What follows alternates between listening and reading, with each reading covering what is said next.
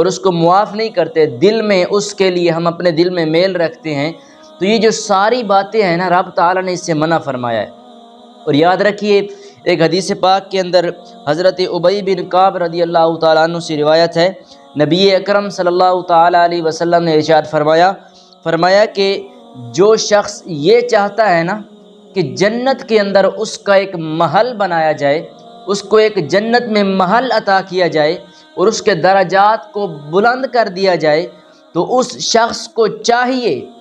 کہ وہ اگر کوئی بندہ اس کے اوپر ظلم کرے تو وہ اس کو معاف کر دے،